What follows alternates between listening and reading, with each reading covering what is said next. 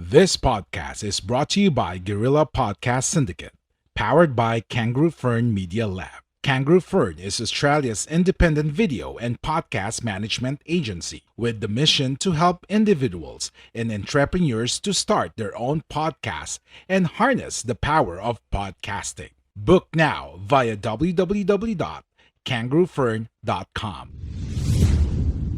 A Kangaroo Fern production. A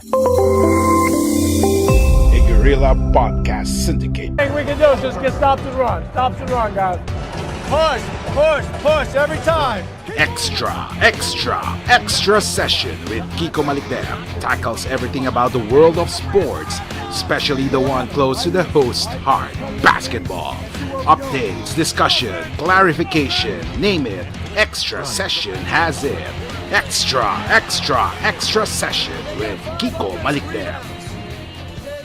Okay, guys, ladies and gentlemen, basketball fans, welcome again to your favorite extra session with Kiko Malicdem. Today, we'll be having a special guest. We are excited to hear from him about his stories, about his playing career. He's known as the one who broke David Robinson's 9-year single record in NCAA Division I for blocks per game, after registering an amazing average of 6.36 blocks per game. He also played for the Los Angeles Clippers in the NBA. Without further ado, welcome, standing at 7'3", playing center, Keith Glass. Okay, Keith, good day. How are you right now? Especially, the world changed after this pandemic. Oh man, the pandemic has really brought on a lot of uncomfortable changes and challenges for the whole world. And it's been a challenge to adjust and adapt to the way some things are, but all we can do is make the best of things where we can. Mhm. Now, so I'm not going to go around the bushes, but we're going to focus on your career. A lot of people, wondered, how did you start playing basketball? How did playing basketball began for you? My father played high school basketball. He Oh, played a lot of playground basketball. He was 6'7", and I oh, was born in Connecticut. mhm. So, and in the projects where I'm from, where my family is from, we had a lot of basketball players come out of there and out of that city, Hartford, Connecticut in particular. You Mhm. know, as a toddler, I had a basketball hoop that was hung over my door frame. And I remember shooting at that. Um, when the big kids and the grown-ups were using the main basketball courts over at the projects, myself, my playmates, we played crate ball. We tied up a crate to the laundry lines or to the trees, and we played crate ball. So, you Mhm. know, Marcus Canby lived downstairs from me. He played, Oh, yeah. So he was one of my playground mates. Playing crate ball, and that's what we did. I see. Now, were you tall? When you were still young. I mean, were you that tall among your batchmates? Yes, yes. I was always one of the tallest out of all my friends, my playmates, classmates. Yeah, Marcus, he was taller than me until about uh, 10th grade. Ah, Then we caught up in height. I. I was a freshman at 6'4". He was a sophomore at 6'8", and then Oh. I started my sophomore year at 6'8". So over the Mm. summer, from freshman to sophomore year, I grew 4 inches. You know, and I eventually passed him up. A couple of years Yeah. later. Yeah, Yeah, he stopped, growing out 6'10" or 6'11", something like that. 6'11", 7 foot. Yeah, yeah. Now, uh, who are your basketball idols growing up? With regards to basketball, who were your influences or basketball idols? Kareem Abdul-Jabbar was my all-time favorite NBA player. Hmm. I didn't know I'd grow to be an inch taller than him, Yeah. but growing up in Los Angeles, it was a Laker town, Hmm. and you know, I fell in love with the Lakers immediately. Um, I got a chance to meet Kareem several times. Magic, Michael Cooper, Byron Scott, Bob McAdoo, Jamal Wilkes, James Worthy. The list goes on and on of the guys I was able to meet as a kid, as a fan. A youngster going to the games. When I was in high school, and the recruiting process started heavy around my junior year. There was a guy by the name of Ronnie Wimbush. Okay. He was a 6'8" guard, a point guard. He was the first point forward that I saw. Well, other than Scottie Pippen. You know, Scottie Pippen, George Gervin, those guys. Tall, lengthy, running a point. Making great passes. He could shoot. The mid-range game was there. So I started, incorporating bits and pieces of his game into mine as well. Because as a youngster, when I would play pickup at the parks, of course, now I'm playing with adults and I'm not always the tallest one. So from a young age, I developed my ball handling skills and my shooting ability, and I was just able to maintain it as I grew. But Kareem Abdul-Jabbar for the NBA, and Ronnie Wimbush from Azusa Pacific University. And you said earlier that you were recruited heavily back then in high school. Yes. Why did you choose to play for Central Connecticut Blue Devils? I had to go back a little bit. My junior year, what happened was my junior year, the coach didn't allow me to try out for the varsity team. He turned me and another friend away at the door. I'm 6'11". Oh man. Tallest kid in the district, in the division. He turned me away. He said that he had enough talent on his team. So I basically said, screw schoolwork. I'll do my test, but I'm not going to really participate in the class assignments. And I barely skated, I barely passed to my senior year because of my test scores. I had to go back my senior year and make up credits for my junior years to become college eligible. Central Connecticut State, they stayed consistent with me through the process, just very supportive. Coach Mark Adams, Ted Woodward, Coach Mark Borgeson, those guys, they showed faith and consistency, and just encouragement. Keith, it's gonna be a challenge, but we believe you can do it if you set your mind to it. If you want to play Division I basketball, you have the opportunity to. So the other schools started to fall away because they didn't think I was going to be eligible. They didn't think I was going to be able to graduate from high school. Not the case with Central Connecticut. They stayed true, and before I even graduated, when I went on my recruiting trip that April, I signed my national letter of intent to play for them because of the commitment that they had shown me. And what I learned is that they cared more about me as a person than as a player. Yeah, it was important that I graduate and become eligible to represent the university, but it was more important that, I accomplished that goal, you know what I mean, and give myself a real chance. I see. Now, of course, nowadays, the situation is that if you're still in high school, you can opt not to go to college. And Right. You have the NBA G League. If ever the situation was the same before, would you have jumped with the NBA G League, or would you have stayed with playing college ball? You know what? Mhm, I'm not sure how I would have decided on that. That would have been a tough call. mhm, When I graduated from high school, I was 7'2", 175 pounds. mhm, So mhm, that it was just not really. I don't know what I would have done. mhm.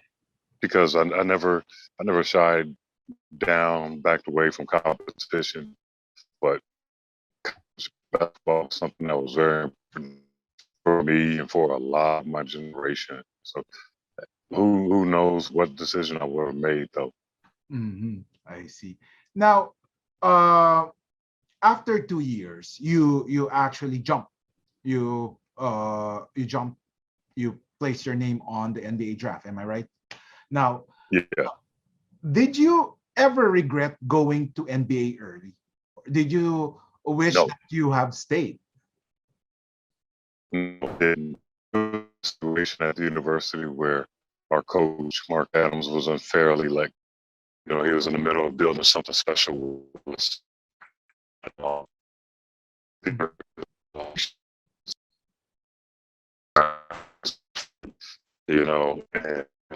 Malicdem, an assistant at UConn at the time, who also happened to be an alumni of Central Connecticut State University. So it was an opportunity for him to come in.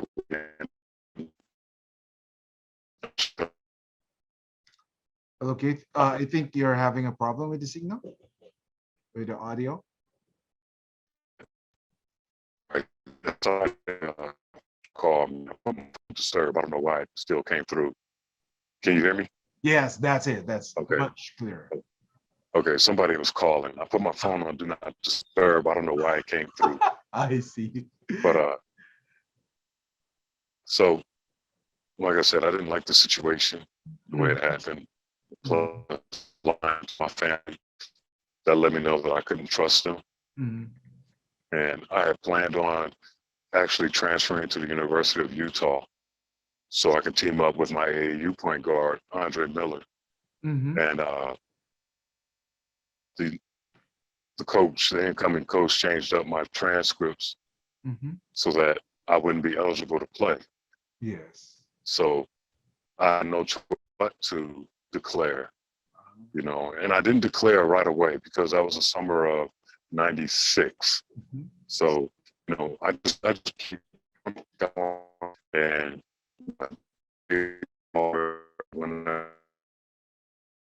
that summer as a free agent, a rookie free agent, playing on a free agent team, that was nerve wracking, because I'm out there.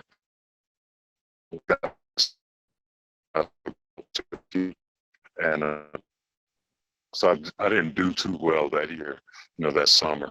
I had an opportunity at the ABA back in Connecticut for the Norwich Neptunes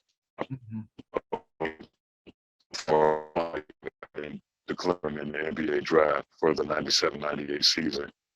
I don't regret it at all. The one bit. It was a situation I was pretty much. I took advantage of it. I see. Now, did you expect that you would go undrafted?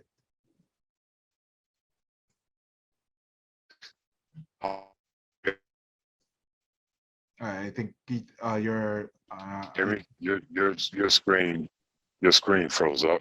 Yeah. Can you hear me? I could hear you right now. I think your screen froze up also, but then I could hear your audio right now. Okay, so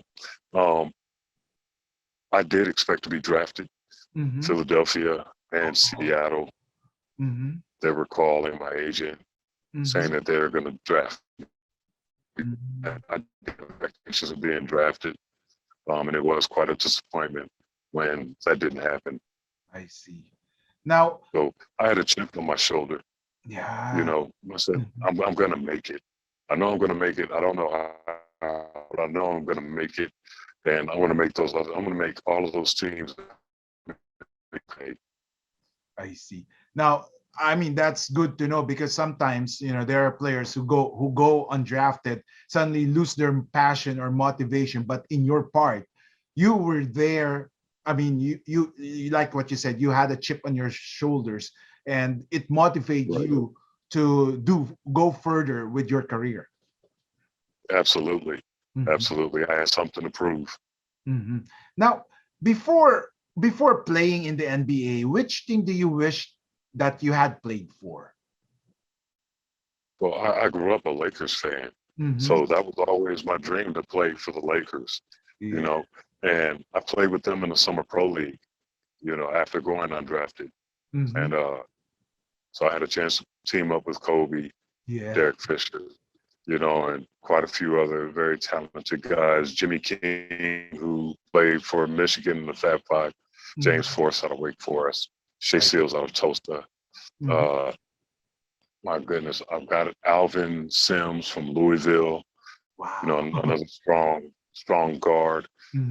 Eighth Custis from Virginia Tech, C.J. Bruton, who went on to represent Australia and had a good playing career in Australia. He's now starting his professional coaching career in Australia. Mhm. So, yeah, I thought that I had a chance to sign with them, Mhm. but I didn't realize that their roster was already full. So I Mhm. would have just gotten an invite to camp just to be an extra body, if nothing else. I see. Now, uh, if there's a thing that you would like to recall and change, in the past, what would it be?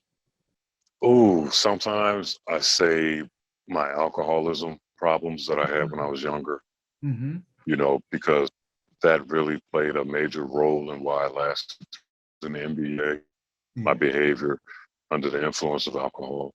I see. Um, but then, you know, maybe my life wouldn't be what it is today.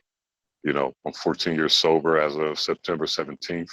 Wow. Um, and my life is about giving guidance, you know, Mm-hmm. to younger, not just players, but to everyone that I encounter, and just, you know, trying to be a maximum service wherever I'm needed, wherever God places me. Mm-hmm. So, those mistakes, those trials and tribulations that I had, it was worth it at the end of the day because of who I was able to become, the man I'm able to become today. Mhm. Now, I was about to ask you, I mean, just to confirm it, because I was checking the stats, your stats in the NBA, and I think that that was a pretty good stats line for a young guy, especially if coming from the bench and more focus on defense. Uh, your NBA career ended abruptly around 3 to 4 years Yes. because there are some rumors of because of the drinking habit or attitude of fighting with the coaches. How about the fighting of the coaches? How true was it? It was very true. Um, I had an ego problem, to be honest, and I think Mhm. all professional athletes do. All people who excel at their craft have some bit of an ego, Mhm. and you have to remember at that time when I was playing, that was the era of the dominant big man. I was able to do this stuff in college. I was able to do this stuff in the NBA. It's just that I wasn't allowed to. I had to play my role, and I had a Mhm. very difficult time adjusting to my role. I Had I adjusted to my role better, then, and had just accepted it, I would have had a longer career. I see. But it was just the ego and, you know, also being frustrated with playing for a losing organization. Yeah, yeah. And the players, we cared about winning. We wanted to win. We did our best out there to win. But Mhm. sometimes the cards were stacked against us because the organization, the top of the organization, starting from Donald Sterling to upper management, they didn't really care about a winning culture. You know, Mhm. they were filtering players in and out, in and out, in and out. You know, people would start to build up and then they get rid of them and bring in someone else. And they start to build up and then get rid of them, bring in someone else. And also, veteran leadership on teams is so important to have for young players. My veterans are 25 and 26 years. I'm 21, going on 22. And everyone's just basically fed up with the situation. So nobody's really given any kind of guidance on Mhm. how to get through things. Mainly when I went to my veterans was, well, I don't know what to tell you. You're going to have to figure it out, you know. Yeah. And so I grew up in a fight or flight era, and I don't run. So I fought back, instead, which was which wasn't the right thing to do, but it was the only thing that I knew to do, I see. So that's why I take a stance today, and I have for many years now of, you know, giving guidance to younger players whether they ask for whether they ask for it or not. If I recognize something, you know, I pull them to the side and we address it, we talk about it, and I give them suggestions on how to better handle themselves, the next time they find themselves in that kind of situation. You know, Mhm. and I use myself as an example of what will happen if you don't. I see. You know, Mhm. So basically, you believe that if ever you were playing for another team, it would have been better for your career. well, a team with solid veteran leadership, Mm-hmm. absolutely, absolutely. You know, that's so imperative. Um, it means the world to the younger guys and helping them adjust Mm-hmm. to everything because now it's a whole different ball game, and you learn that it's more business than it is pleasure. Yeah, we're getting paid millions of dollars, but at the end of the day, it's a business, you Yes. know, and I found that out the hard way. Mm-hmm. Now, I read somewhere that you divulged in a well, actually in a podcast that you had a feud with some of your Clippers teammates, namely Lamar Odom, Michael Olowokandi, Maurice Taylor. What was the beef all about? Uh, Youngsters with egos, you know, just young Mhm. guys with egos, and Mhm. we're all part of the same environment, you know, with a losing tradition, and we're fed up with it, and you know, we just clashed like teammates and like brothers are gonna do, you Yes, know. I see. Um, I appreciate my time with those guys, though. Mhm. You know, looking back, and there weren't there weren't many clashes. You know, it was Mhm. just a few that stood out more than others, and for the most part, we just wanted to play ball and win. You Yes. know, more than anything, we wanted to win because nobody likes losing. There's no Mhm. fun in losing, you Correct. know, and it kind of sucked the losing kind of sucked the fun out of it, Mhm. you know. But we did the best that we could with it. I see. Now you earlier, like what you said, you played in an era where there was Michael Jordan, Kobe Yeah. Bryant, Shaquille O'Neal, Karl Malone, Tim Duncan, something like that. How was it like playing with these big names? Were you in awe when you faced them, or were you were motivated to show them that you can play? Both. It Mhm. started off as awe, but Mhm. then it turned into, wait a minute, this is what I do. You know, they haven't seen anyone like me yet, Yeah. so I'm gonna get out there and show them what I have as well. You know, Mhm. not only do I have to guard them, they got to guard me, Mhm. and it didn't always fare in my favor because I was on the bench a lot, you Mhm. know. But I took advantage of the few opportunities that I had, the few small windows that I had. You Mhm. know, I take advantage. One particular game against Cleveland. So you want to start a podcast? Or perhaps you've already started one, but you're still unclear on how you can actually make this podcasting work. No worries. That's why we're here for you. We are Guerrilla Podcast Syndicate powered by Kangaroo Fern Media Lab. Join our network. Contact us at info@kangaroofern.com because we're stronger together. I the coach Bill Fitch calls me over, and he says, "All right, all I want you to do is play defense, rebound. That's it. I don't want you to do anything else." So I looked at my teammates as I'm walking past the bench to the scores table. They give me this nod, and I take the nod as, "Oh yeah, go do your thing." Yeah. And I nod back, and I get out there. I go 6 for 6, you know, Wow. and I really show everything that I have, from the ball handling to the shooting to the. I just gave everything right then and there. 6 for 6. The next dead ball, Coach Fish is at half court, and he's cussing me out all the way to the end of the bench. That's not what the F I told you to do. What is wrong with you? You're gonna sit here and you're gonna think about it for a couple of games. I got benched for like the next 10 or 15 games, Ah, you know. unfair. And yeah, yeah.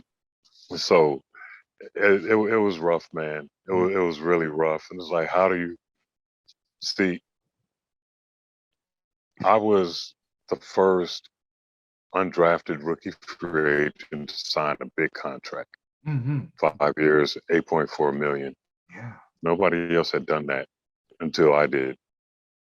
So I wasn't comfortable with sitting on a bench and collecting a check Mm-hmm. like many other players were. I Yes. wanted to get out there and show you and prove to you why I was getting paid that kind of money. And so it was unacceptable for me to sit there on the bench, Mm-hmm. especially when I knew that I could help my team better by being out on the floor. And it showed because when I went in the game, the whole tempo changed. Because now if I'm not blocking the shot, I'm changing the shot, you know, Yes. and I'm getting those opportunities, setting good screens for my teammates and, you know, trying to make the best play possible for us. And it didn't even have to do with getting a shot for myself. You Mm-hmm. know, every once in a while they give me the ball and I take advantage when I could. You Mm-hmm. know, I didn't force anything. I just let it flow naturally. But then 2, 3 minutes and back to the bench I go. And then I don't play for 5 games. And then I play 10 minutes. And then I play 1 minute. And then I play 3 minutes. Then I don't play for 10 games. Ah, Then I play 20 minutes. And yeah, then I don't play for 2 games. So it was very, very inconsistent and hard to do anything, you know. That was just frustrating. I see. Now, you were also known for your, afro hair, which at that time Yeah, was kind of unique for NBA. yeah. Seldom we see an player wearing that hairdo. Was that a plan of yours so that it's more of marketing yourself? Since No, this not becoming at all. a hit. That was just me, you know. When I didn't have my hair braided, I just wear it out in an afro, you know. Yeah. So, and my older cousin is Allen Iverson. He and I Oh. were the first ones. He and I were the ones that introduced cornrows and the design braids to the NBA, you know. Yeah. And you see everybody who started doing it after that, you know. Mm. And then I wore my hair and I just took my braids out and blew it out into my afro. And then you see players start doing that, Yeah. have the afro with the headband on it. Yeah. Players start doing that, you know. One day I had my hair braided on the side Mhm. and wore it in a mohawk. Mhm. And this was during the lockout year, Mhm. 98, 99. And Chris Ford was the coach. And it was the last game of the season. We were playing the Seattle Supersonics, I believe. Yeah, the Seattle Supersonics. So we were taking our team picture. And he said to me, "Who do you think you are, Dennis Rodman? Take your hair down or braid it up and finish braiding it, or you're not going to be in a team photo." Now, what he didn't know is that I have Native American heritage. Mhm. So I was just representing a part of my heritage with Yeah. the Mohawk, you Mhm. know, and that went completely over their heads. They didn't, and when I told them, they said, "Yeah, right, whatever, take it out now or you're not going to be in the picture." And Mhm. then it turned into, "You're not going to play in the game tonight." Mhm. So, you know, hey, some might say they're picking on me. At times, I did feel like it over the years, and talking to my teammates, they definitely agree that the coaches were sometimes picking at me. And again, that fight or flight mentality would kick in, and I just fight back because that's what I knew to do. I see. I'm going to get you off of me, Mhm. especially if it's unfair. You know, but I had to take accountability as well for my Mhm. actions, the drinking. Yes. You know, so, Now, of course, that like what I said, the Afro hair, it yeah, during the time when I played NBA Live, the game console, you know, yeah. you were one of the players I picked from the fantasy draft there, as the seventh or eighth man because hey, this is kind of unique. have Uh-huh. you have you played The yourself? seventh or eighth man. Oh Yeah. wow. The seventh, because I need a center back then, and I was, hey, I like this. I mean, this Claus thing, this Claus man, it seems he has a good blocking or defense Oh, stats. So that's I, all they gave me credit for. I, I feel gypped. I feel gypped by the video games because they never gave me credit for what I could do. But that's not their fault. They weren't able to see it. I see. But have you tried to play yourself in those video games? Yes. And I used to get so frustrated because I would try to play my character the way I play in real life. Mm-hmm. And it just, it was just wasn't happening because they didn't give me those attributes. Yeah. So because I didn't have those attributes, it was just frustrating for me. And then my friends, they would use me, they would pick me, you Mhm. know, and they would just play the way that the game is designed to play with. Mhm. Oh, sorry about that. Amber alert, missing kid. So Okay. yeah, um, those alerts when they come on your phone on your devices, it blacks out whatever you're doing. Yeah. So yeah, It's all sorry about that. good. So Um, but my friends would kick my butt using me, 30 points, 20 rebounds, 20 blocks, and I'm ticked off because I'm only when I use myself, I got 8 points, 8 rebounds, 8 blocks, you know, but they're doing all this other stuff. It's like, why can't, it was just frustrating. I see. Now, like what I said earlier, you played with Michael Jordan. How true is it that he was like Michael Jordan, Kobe Bryant, and Shaquille O'Neal? Of course, there's this superstar ego. How true are the news or what we heard or read that they're arrogant or snobbish? Is that true? There's a bit of arrogance when you're the cream of the crop, you know, there's a bit of arrogance and snobby. I wouldn't say snobby. Those guys, I wouldn't call them snobby at all. Mm-hmm. Just imagine your job has you excel at your job so well Mm-hmm. that you're recognized wherever you go by the masses and they just rush you. And Nice. so you have no privacy wherever you go. Mm-hmm. People just rush you, rush you, rush you constantly, you know. And so they just you gotta do you gotta do the best you can with it, you Mm-hmm. know. And that's why guys would hire private security just so that they can get through where they gotta go peacefully, Mm-hmm. without being delayed.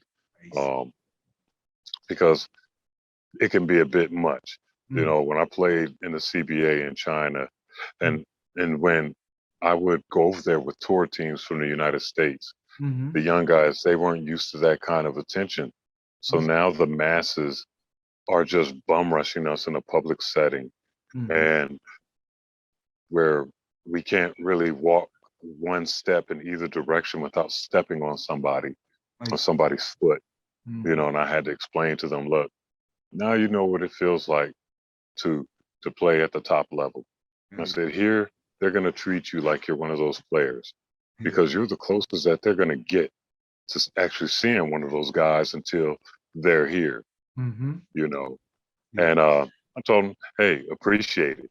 And they always said, boss, how do you do this? How do you do this? And I'm just signing autographs and I continue to walk. I just continue to walk. So they have to walk with me. The crowd has to move with me. And I tell my teammates, hey, don't stop. Just keep walking. Keep signing and keep walking. You know, but once you stop, you're going to be stuck. And so we walk through a mall and we get Mm-hmm. all the way to the other side. And I turn around and guys have stopped. And so now they're stuck, and Yeah. they're way back there stuck and they're just waving like, oh man, please somebody go help me, that I will walk back through the crowd Mm-hmm. and I would, all right, let's go, start walking. I put my arm around them, just start walking, keep signing, but just start walking. I told you can't stop walking, you know. Get them to the end, we get on the bus, go back to the hotel or go to the arena or whatever, you Mm. know. But it was a lot of fun. I So, see. but back to your original question, no, those guys, they're not snobs Mm-hmm. by far. They're not snobs. They did have an air of arrogance, because You have to in order to be successful at what you do. You know, there has to be some arrogance, especially when you're one of the best. Each and every player in the NBA, even the two guys who aren't in uniform, who are injured reserve most of the year, even they have some kind of arrogance because they're one of the elite basketball players in the world. Yes. You know, I see. it's Now, like a doctor who's this. very, very successful, a surgeon who's very successful, a high rate of success. You Mhm. know, he's when you bring in his next patient and he looks at the chart, he's like, "Oh, that's nothing. I got this, and I can do this with my eyes closed." You know, when you Yes. have a gift, there's gonna be some arrogance. Now, there was a story that you shared that you coached the late Kobe Bryant. How true was it? I mean, you were on the same age. How See, did this happen? Was he coachable? after my after after my freshman year in college, a lady by the name of Jackie Bethea from Hartford, Connecticut. She was one of the biggest basketball brains as far as AAU basketball, evaluating talent Mhm, and, helping them maximize their talent. mhm, She asked me to go with her to the ABCD basketball camp, mhm, which was one of the top basketball camps for high school basketball players. mhm, The college players were going to be the coaches. So because I was in college, I was one of the coaches, and Kobe happened to be on my team. Kobe, Jermaine O'Neal, Lester Earl, Tim Thomas. mhm. These are my four biggest names on my team. Yeah. Um, we knew Kobe was special back then. Mhm. You know, uh, didn't imagine he would go to the NBA 2 years later, but he did. You Yeah. know, and was he coachable? Mhm. Hell no.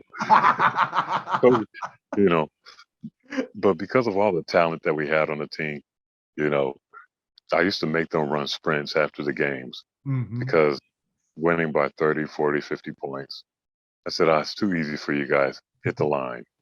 You're not even sweating. You're not even breathing hard. It was too easy. Hit the line. Kobe didn't want to run. You know, he walked off the court. I'm not running, man. Forget that. You know, and I told him, hey, I'm just trying to prepare you for college because there are going to be times when coaches say some crazy things to you. They want to see where you're at mentally and mental toughness. So just do it. Your teammates are doing it. You're making yourself look bad. Mhm. And his parents, family, always very supportive. They were there. You know, dad came down, chastised him for it, you know, hit him in the chest, and told him never to embarrass the family or himself like that again. Mhm. And, you know, with tears in his eyes, he got out there and ran, you know. So 2 years later, when I'm now the rookie with the Lakers after a big win, I'm getting ready to go greet my family in the stands who are sitting with his family. And he says, hey, rookie, hit the line. I already knew what it was about. You know, it was Kobe's revenge. And so I laughed and I said, all right, you got it. And he said, all right, go. And so I'm sprinting down, back and forth down the court while the next two teams are warming up to play. I'm just sprinting along the sideline, but I got a smile on my face the whole time, because, hey, he's got the seniority this time, you know. I had no choice but to listen. You know what I mean? Because I'm still unsigned and trying to get to where he is. Yes. So basically, the two of you, are very cordial or civil with each other. Yeah. Oh, yeah, yeah. It was nothing but love, man. It was nothing but love, you Mm. know. And he used to always tell me, "I'm gonna dunk on you." You know, you know what? I'll see you up there. I'll meet you at the rim. How about that? And there were so many times where he would try to dunk on me, and I would block it time and time again. And a couple times I blocked it so hard I put him on his butt, you know. And I laughed at him. I said, "Nice try," you know. And the last time we played against each other, he finally got a dunk on me. I rotated late Mm-hmm. and I went to swat at it, and he just double pumped it, went up underneath my arm and flushed it. And he gave me an elbow to the ribs. We called a timeout. And so he's walking past me and he elbows me in a rib cage, knocked the wind out of me. But I didn't want him to know that it knocked the wind out of me. So I'm just, walking back to the bench trying to catch my wind. But man, oh man, it took a couple of minutes for me to catch my wind after that. But I didn't let him know, and I laughed at him and told him on the court, "You finally got one. You happy?" He said, "No, I'm coming back for more." But that was his one and only. He never got another one, but he was happy with getting that one. I see.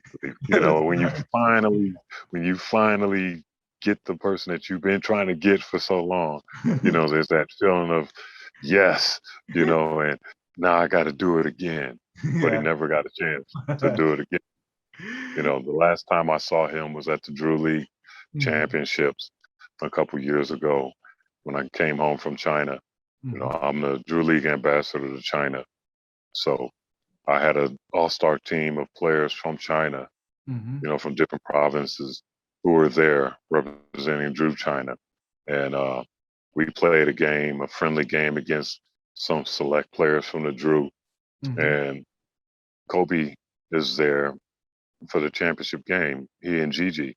mhm. They're sitting across the court side. And so I didn't see him right away. But my players from China, they saw him. Kobe, Kobe, Kobe. And I'm like, what? Coach, coach. Uh-oh. There's coach. There's Kobe. And, I said, well, all right, there's Kobe. So I'll go and, I took my jersey and that I had worn in that game, that Drew League game, and I got it autographed by all the NBA guys who were there, retired players, current players. I got it autographed by them. So I went over to Kobe, and I saw Scottie Pippen sitting a few seats over, and I asked him, "Hey, would you mind signing this for my Drew League China players?" Mhm. And he looked at me kind of weird, and I said, "Look, I'm the Drew ambassador to China. I got a team here from China," and I pointed across the gym, and he saw my players, and so he signed it. And I crept up behind Kobe, and I just leaned over and I said, "Hey, young fella, don't you still owe me some laps?" And he heard my voice, and he said, "Oh man, wait a minute." And he turned around and he said, "My man, Boss Claus." And he got up and he just gave me a big bear hug. And he said, "Matter of fact, no, man, you owe me some laps." You know, and we just laughed about it, sharing that memory. And he said, "Hey, man, that still hurts from when his dad had hit him, in the chest." I said, "Man, that still hurts. I still feel that." We're just sitting there laughing, and nobody at the time knew what we were talking about Yeah. because I had never really spoken about it, you Mhm. know. And so we're just sitting there laughing about it. I introduced myself to Gigi. We caught up for a minute. He signed a jersey for the guys. He waved to them, you know, and they lost it. They went absolute bananas when Kobe Bryant waved to them, and I gave the jersey with all the autographs to the MVP from China, Mhm. the Drew League China MVP. I gave it to him, Mhm. as his gift to take back to China. So my last interaction was with Kobe was one of love and smiles, and it was like we had never lost touch with each other. That was awesome, Now, after your career in the NBA, you went to different leagues such as the USBL, the United States Basketball League, the Yeah, ABA, yes, American Basketball Association, and then you went back to the NBA grounds through the NBA Developmental League. That's the G League right now, yeah. before ending up, in the Chinese Basketball Association. Uh, Also the CBA, the Continental Basketball oh Association. yeah, CBA, yeah. Now, Yeah. how did this experience from the different leagues help you as a basketball player? at the end of the day, it's all basketball. Mm-hmm. And I loved the game of basketball. I still love the game of basketball today. Mm-hmm. So it was just a blessing to continue to get opportunities to take advantage of this gift that God's blessed me with. I see. It's Now, taken me all around the world. yeah, when did you retire playing professional basketball? And what was the moment that made you decide that you want to hang up your shoes? Um, 2017, Mm-hmm. uh, being in China for the Jump 10 tournament, and uh, I was offered a coaching job, the head coaching job of a youth basketball company there, Brothers Hoops, which was run by uh, Little Brothers Athletics in Shanghai. Okay. And it was then that I decided, okay, let me go ahead and hang it up Mm-hmm. and pass on this knowledge and love that I have for the game to Mm-hmm. the next generation, the future generations, and show them how to play the game that I love. Mm-hmm. I see. Now, do you have family members like children or nephews that who is into sports or is targeting to follow your footsteps or for playing basketball? Um, I'm the only one that's played. My mom's uncle, Norman Bailey, he Mm-hmm. played for UConn in the 80s. Okay. Norman Bailey. Uh, so he and I are the only two that played Division One college basketball. Mm-hmm. I'm the only one that played NBA basketball. I see. Um, I have cousins who played a little bit in high school and maybe at a small college, but it never materialized too much after that. You Mm-hmm. know, my family either played football or basketball. The majority of them played football. I have a cousin, Tavar Kloss. He was an All-American left tackle at UConn Mm-hmm. while I was playing at Central Connecticut. So, I go to his football games. He come to my basketball games. You know, he was drafted by the Kansas City Chiefs, but due to behavior that was brought on by so many concussions, he was sent to NFL Europe and then eventually, you know, sent back home to Connecticut. Mm-hmm. Um, so we're the only two that tasted professional basketball. I mean, professional sports in Mm-hmm. our family. I see. Um, my son, Keith III, he's 21 now. He played up until his sophomore year in high school. His junior year, uh, Sharif O'Neal, Shaq's son, transferred to the school, Yeah, okay. Crossroads School, and they're very close. And you know, he thought that he was going to play varsity as well at 6'6", but they asked him to go back down to JV, and he decided to quit. He Mm-hmm. said, if I'm not going to play varsity for my junior year and senior year, I'm not going to play basketball anymore. And Mm-hmm. so he switched over to volleyball. I see. Yeah. Now, I also read or found out online that you were able to play against a Philippine team before in William Jones Cup. Uh, Yes. can you describe, what was your experience playing this against this Filipinos? So I'm pretty sure you're much taller than the Yeah. player. How was Yeah. it playing? How can you describe them play? You know what? Yeah. They're a very, very talented group of young men, you Mm-hmm. know, very disciplined, very high skilled. Mm-hmm. Um, the Philippines, people don't understand that basketball is the number one sport in the Philippines. Yes. They it it doesn't matter what the setting is, where the basketball court is, they'll make a basketball hoop out of anything and use whatever as a ball and play. They love it just like we love it here, you Mm. know. And for them playing, representing the country like that, this is the highest honor. You Mm. know, for some players, that's better than going to the NBA Mhm. because you're playing on a national stage and an international stage Yeah. representing your country.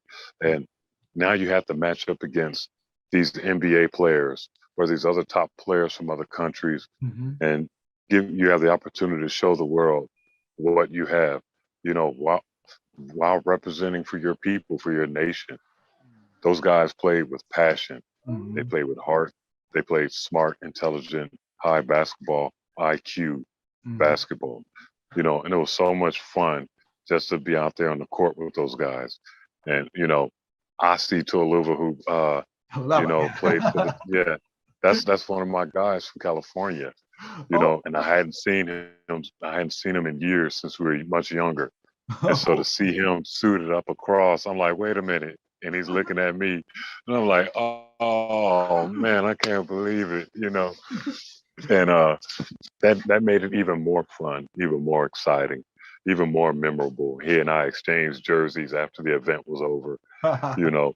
So I've got, I've got a Filipino national team jersey, you know, from Aussie, and man, much That's great. much respect, much love and respect, you know, to the Philippine national team. And any player who comes up and has an opportunity to join Mhm. such a prestigious and highly decorated, Mhm. highly respected, highly respected Mhm. team, they should take advantage of it and appreciate it. And Mhm. I would hope that they would reach out to their elder statesmen, the players who were there before them, for guidance, Mhm. to teach them how to Nice. further their career, get that longevity, and how to maintain their success, you know. Yes. Now, believe it or not, Asi is still playing right now. I mean, he hasn't Ageless. he officially retired. You know what? So Jermaine Barnes, Yeah. he was responsible for putting that team together. Mm-hmm. And he had been trying to get me to come play for several years, but I just wouldn't. I used to mentor him when he was, turning pro. Mm-hmm. And, I met him at the Drew League and the LA Summer Pro League. And he was one of those really mouthy, talkative young guys, really cocky. Can you hear me? Yes, yes. Okay. He was really cocky and talkative. And I'm just telling him, hey, man, just shut up and play. You don't have to talk. Let your game do the talking for you. Mm-hmm. You know, So we established a very close bond, big brother, little brother bond. Mm-hmm. And when he hurt his knee, he injured his knee. He said, "Man, I'm going to create my own basketball league, and I'm going to help players get opportunities to become professionals." And that's what he did. So now he's helping to get involved in these international cups that Mm-hmm. are FIBA certified. Yes. And he says, "All right, boss man, look, you've avoided me long enough. I need you in Taiwan with me. I need you in Taipei." So I go to Taipei, Taiwan with him. And then all right, after this, we didn't win the gold like we wanted to. But after this, we're going to the Dominican Republic. We're going to Santiago. Got another tournament down there. And, you know, I ended up winning 4 gold medals with him. You know what I mean? Great. And Yeah. this dude, he's an amazing young man. He he could have just given up when and walked away from basketball entirely when Mm-hmm. he found out that his injuries required him to do that. Because he got all the way up to basketball camp, to training camp with the Minnesota Timberwolves, Mm-hmm. and that's when he found out the extent of his injury that Oh. forced him to retire early. Mhm. But the dude is amazing, and he creates so many opportunities for young basketball players, men and women, to Mhm. realize their dreams of playing professionally, Mhm. whether it's overseas. And if they make it to the NBA, if one makes it to the NBA one day, great, Mhm. you know. But he's just that's his way of giving back, paying it forward to Mhm. the next generation, gives them an opportunity, and I'm Yes. proud of him for that. Now, I'll be giving you some names. Tell me the first thing that comes to your mind to describe him. Okay. Uh, Michael Jordan, Phenomenal. Kobe Bryant, Phenomenal. They're 1A and 1B. Shaquille O'Neal. Overwhelming, Yeah, huge. you know, dominant, overwhelming dominance. Yeah. Well, here, this is one of your former coaches, okay? Well, actually, we had him also in our podcast before. Coach Chris DeLeo. Basketball genius. Okay. Coach Bill Fitch. Old school. Coach Chris Ford. Next. Okay. Los Angeles Clippers. Growing, improving. The coach that, okay, well, this is a question. The coach in the NBA that you wish you played for. Pat Riley. Pat Riley. Wow. Lakers. Lakers. Yeah. Even 80s. or even Greg Popovich. That's great. That's good. Good. Now, uh, what what what what is what are the things that you're doing right now? You know that keeps you busy. You know, amid this pandemic. Mentoring players, and also, you know, trying to establish my youth basketball program called Stars Elite. Mm, Um, yeah. just giving back to the community, you know, whatever way I can, you Mhm. know, but mostly coaching and mentoring. I see. Now, any message to your fans, supporters, and family? To my fans and supporters, thank you. Mhm. Thank you for, you know, for standing by me all these years. Thank you for your support and believing in me, the undying love. You know, I reciprocate it, you know, and I show my appreciation every opportunity that I get. You know, when I was 18 years old, I went to my very first LA Clippers game. They're playing against the Houston Rockets. Dominique Wilkins was a member of the Clippers team. Oh. I asked him for his autograph after the game. He looked at me and just kind of gave me this, you know, whatever, and walked off. Mhm. Hakeem Olajuwon was standing behind him and looked at him and then looked at me and shook his head. And I said, "That's okay. One day I'm gonna be in the NBA and you're gonna want my autograph." You know, and I had another little expletive. You know, and 3 years later, you know, that was when I was 18. 3 years later, at 21, I'm in the NBA. You know, and I'm playing against Hakeem Olajuwon and the Houston Rockets. He comes up to me during warm-ups. He says, "Hey, kid, I remember you. You told Dominique that one day you're going to be in the NBA. You made it. Congratulations." You know, and that was an awesome feeling. Kareem Abdul-Jabbar, although he was my favorite player, he was a jerk. Man, he would never sign an autograph. He would never take a picture with me, you know. And because of the way he and Dominique had, you know, the way they made me feel by Mhm. turning me away like that, that hurt, Mhm. you know, that hurt. I never wanted any fans to experience that.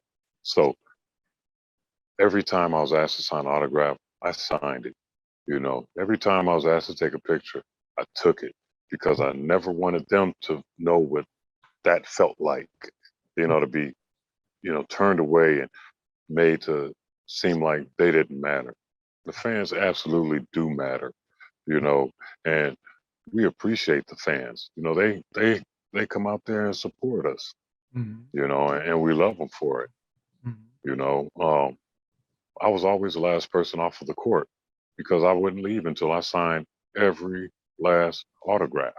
You Mhm. know, and I used to get in trouble for it, you know, but I didn't care Mhm. because I just didn't want this kid to walk away with a bad taste in his mouth or, you know, a bad feeling about Keith Kloss because I didn't sign an autograph for him.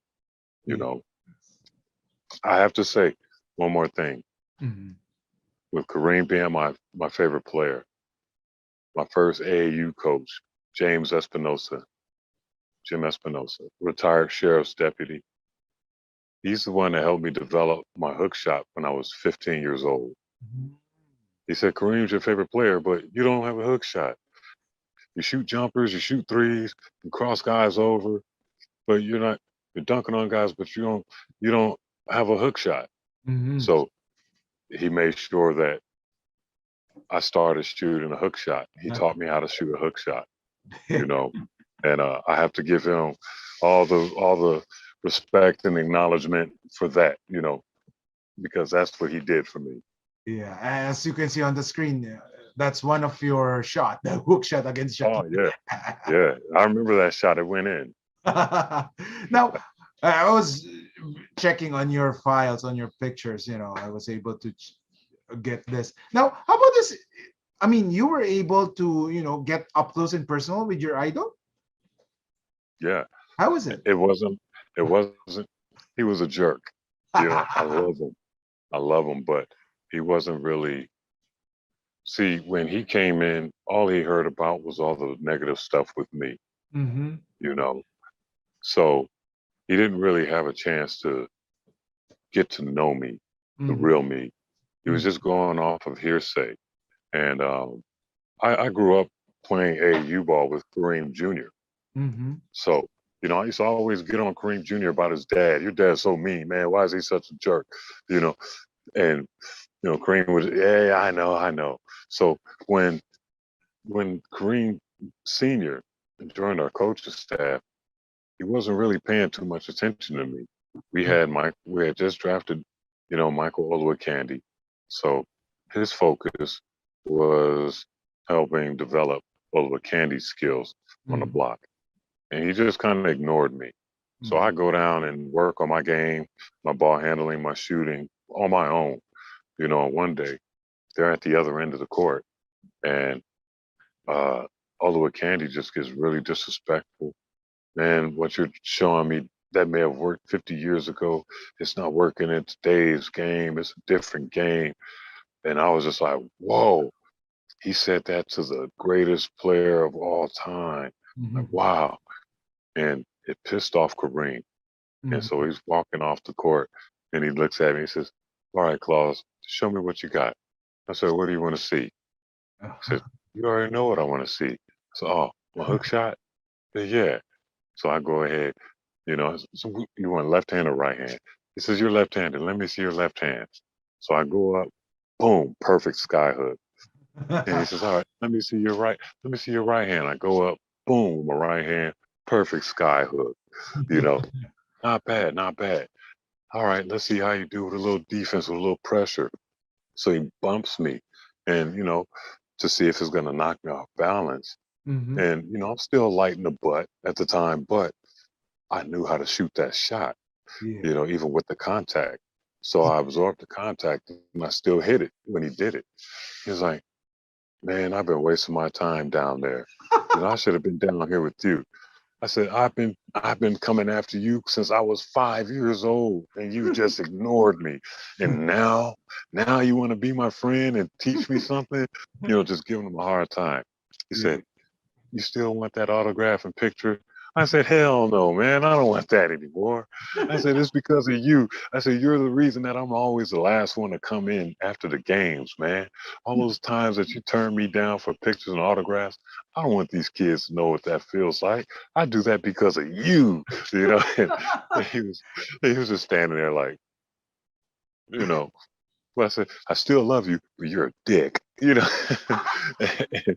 did he say? And he just whatever, man, whatever. Let's get back to work. Let's get back to work. What else you got? You know. And so from that day until my last day with the Clippers, he always worked with me. Wow. And I really cherish each and every moment of that. That was my dream come true. You know. Wow, that is great. Anyway, I know I have taken a lot of your time, and I'm very It's okay. thankful that you shared your stories about your NBA experience, on how you dealt with those problems, personal problems of yours, and what are you doing after your basketball career. I'm very thankful for sharing your time with us. I appreciate it. And best of luck on your endeavors. I'll keep in touch with you, sir. Thank you. Okay. Hey, maybe one day you'll see me in the Philippines. Yes. Hopefully, once this pandemic is over. Absolutely, absolutely. Hey, I Okay. want to So, wish you and your yes. family the best of health and safety out there. You too, sir. It's my pleasure, having to talk to you. Pleasure's mine. Yes. Thank you, So, Kiko. guys, with that, that wraps up another episode of Extra Session with Kiko Malicdem. Of course, like what I said, I would like to say thank you to our guest, Mr. Keith Kloss. And of course, best of luck again. And for everyone, like I've been saying, games are always exciting if there is extra session. Good day. Thank you for listening. Make sure to visit our website at www.guerrillapodcastsyndicate.com, where you can subscribe to the show in Apple Podcasts, Google Podcasts, Spotify, Stitcher, or via RSS, so you'll never miss a show. While you're at it, if you found value in this show, rate and review this podcast and share it with your friends. You can also join the conversation with Guerrillas RV on Facebook, Twitter, and Instagram. Please consider on making a donation to help us keep making the podcast you love. If you have any questions, feel free to reach out to us.